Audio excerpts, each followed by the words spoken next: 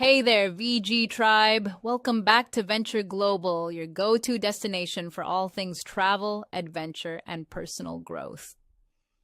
Today, I want to dive into something so many of us face but don't often talk about: the fear of traveling to new countries. I get it. There are language barriers, cultural differences, and the sheer anxiety of navigating unfamiliar places. But by the end of this episode, you'll have actionable tips and inspiring insights to help you embrace the unknown and travel confidently. And guess what? I've put together a free guide to help you overcome these fears. It's packed with strategies to make your journey smooth and stress free. I'll share how you can grab it later in this episode, so stay tuned. Let me share a quick story. My first trip to Valencia, Spain was an emotional roller coaster. I had spent weeks practicing Spanish on an app, convinced I was ready to dive right in. But the moment I landed, I realized most locals spoke a dialect I didn't understand. I remember standing in a bustling market trying to buy tomatoes. I confidently asked for tomates in my practiced Spanish, but the vendor just stared at me blankly. I felt so defeated that I walked away with nothing but an empty bag. In that moment, I questioned everything. Was I really cut out for this? Here's what I learned. 1.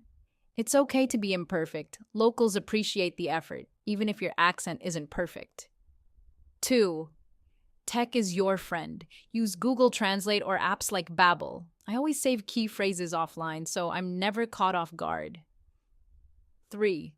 Kindness is universal. A smile and basic gestures can communicate more than words ever could.